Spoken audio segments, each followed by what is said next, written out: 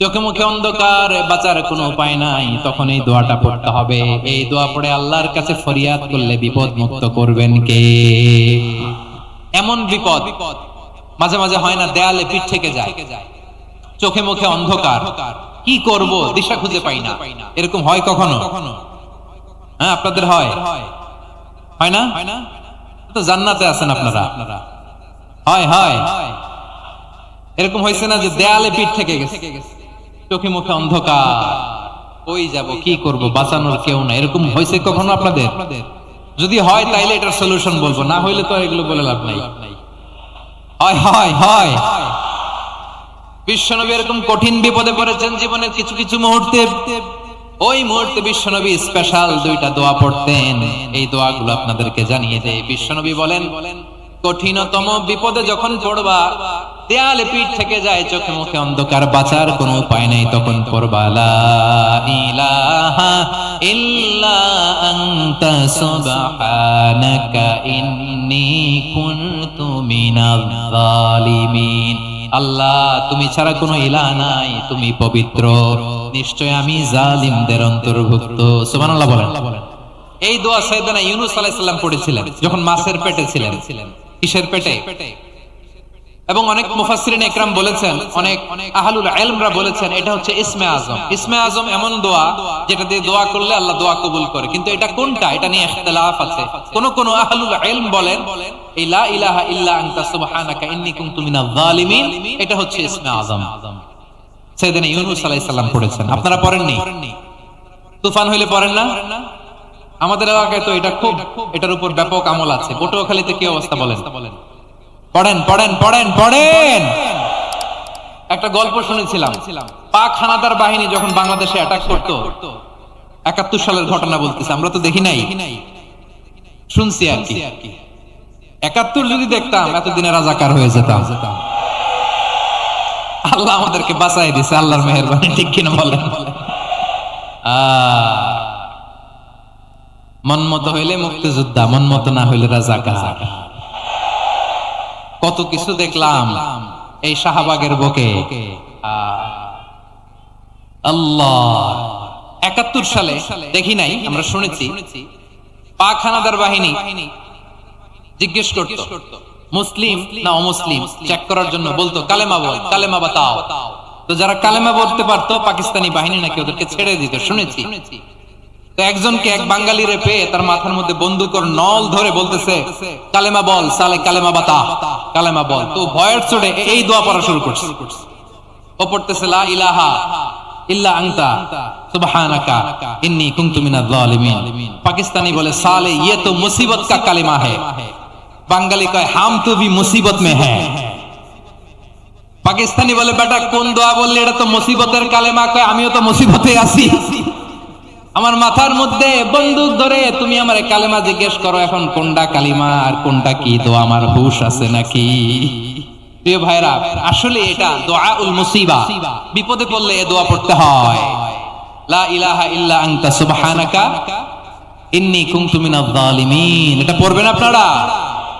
এই দোয়া পড়ে সাইয়েদনা ইউনূস আলাইহিস সালাম মাছের পেট থেকে রক্ষা পেয়েছিলেন। রক্ষা করেছিল কে? তুমি ইউনূস নবীরে যখন খাইলো মাছেতে গিলিয়া, ফেরেশতা পাঠাইয়া দিলে ইসমে আজম দিয়া। প্রাণে ছিল যাহার ভয়, সেথা পাইল আশ্রয়। প্রাণে ছিল যাহার ভয়, সেথা পাইল আশ্রয়। মাছের পেট হতে সে যে পেল পরিত্রাণ। আল্লাহু আল্লাহু তুমি জাল্লে জালালুহু, শেষ করা তো যায় না গে তোমার গুণগান। আল্লাহু আল্লাহু, সুবহানাল্লাহ পড়ে। লা ইলাহা ইল্লা আনতা সুবহানাকা ইন্নী কুনতু মিনাজ জালিমিন। বিশ্বনবী বললেন, দেয়ালে পিঠ থেকে গেলে, চোখে মুখে অন্ধকার, বাঁচার কোনো উপায় নাই, তখন এই দোয়াটা পড়তে হবে। এই দোয়া পড়ে আল্লাহর কাছে ফরিয়াদ করলে বিপদ মুক্ত করবেন কে? কেন এই দোয়াটা আল্লাহর কাছে বড্ড প্রিয় জানেন আমার ভাইয়েরা? কারণ এই দোয়ার মধ্যে 3টা জিনিস আছে। আমি যেরকম আঙ্গুল উঁচু করেছি, এরকম করেন তো। 3টা। কয়টা? 3টা। 1 নম্বরে হচ্ছে তাওহীদ, 2 নম্বরে তাসবিহ, 3 নম্বরে তাকরীর। আই রিপিট, আবারো বলছি, 1 নম্বরে তাওহীদ, 2 নম্বরে তাসবিহ, 3 নম্বরে তাকরীর। এই দোয়াটা আল্লাহর কাছে এত পছন্দনীয় কারণ এই দোয়ার প্রথম অংশে আছে তাওহীদ, আল্লাহর একত্ববাদের ঘোষণা। লা ইলাহা ইল্লা আনতা, ও আল্লাহ আপনি ছাড়া কোনো ইলাহ নাই, উপাস্য নাই। এই কথা বললে আল্লাহ বড় খুশি হয়ে যায়। সুবহানাল্লাহ পড়েন। এই দোয়ার দ্বিতীয় অংশে আছে তাসবিহ, মানে আল্লাহর প্রশংসা, প্রশংসা সূচক বাণী।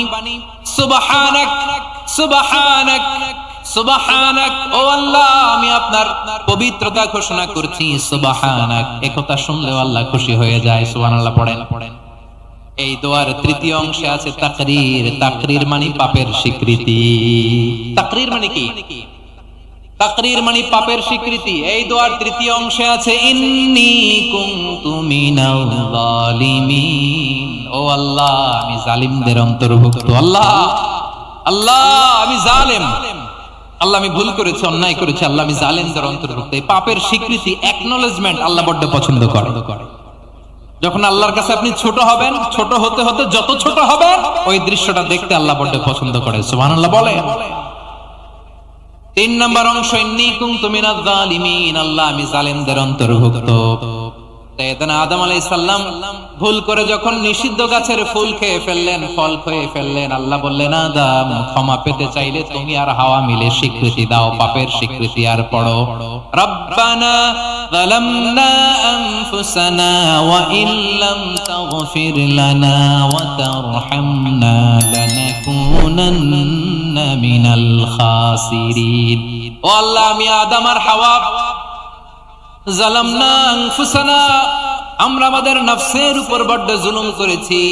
আল্লাহ ওয়া ইল্লাম তাগফির লানা ওয়া তারহামনা, আপনি যদি ক্ষমা না করেন, আপনি যদি দয়া পরবশ না হন, আপনি যদি রহম না করেন, আমরা তো ক্ষতিগ্রস্তদের মধ্যে শামিল হয়ে যাব।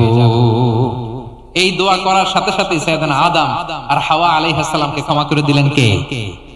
তাহলে এই দোয়ার 3 নম্বর অংশ তাকরীর, এটা আল্লাহ বড় পছন্দ করে। আমার কলিজার টুকরা ভাইয়েরা, গুনাহ করে শিকার যেতে হবে, এটা আল্লাহ ভালোবাসেন। সাইয়েদনা আবু বকর রাদিয়াল্লাহু তাআলা আনহু বিষ্ণু ইসলামকে বললেন, ইয়া রাসূলুল্লাহ আল্লিমনি দুআআন আদউ বিহি ফি সালাতি, নবী হে আপনি আমার এমন একটা স্পেশাল দোয়া শিখায় দেন যে দোয়াটা আমি নামাজে পড়ব। নবী বললেন তাহলে তুমি পড়ো আল্লাহুম্মা ইন্নী যালামতু নাফসি যুলমান কাসীরান ওয়া লা ইয়াগফিরুয যুনুবা ইল্লা আনতা ফাগফিরলি মাগফিরাতাম মিন ইনদিকা ওয়ারহামনি ইন্নাকা আনতাল গফুরুর রহিম। সুবহানাল্লাহ। সালাম ফিরানোর আগে পড়েন, কথা কয় না, পড়েন পড়েন। ও আবু বকর, নামাজে যদি দোয়া করতে মনে চায় এই দোয়াটা পড়বা, আল্লাহুম্মা ইন্নী যালামতু নাফসি, আল্লাহ জুলুম করেছি আমার নফসের উপর, যুলমান কাসীরা, অনেক জুলুম, ওয়া লা ইয়াগফিরুয যুনুবা ইল্লা আনতা, আপনি ছাড়া এই জুনুব, এই পাপ ক্ষমা করার দ্বিতীয় কোনো রব নাই। আছে? আল্লাহ ছাড়া আমাদের গুনাহ আর কে কে ক্ষমা করতে পারে বলেন তো? কে পারে? কে?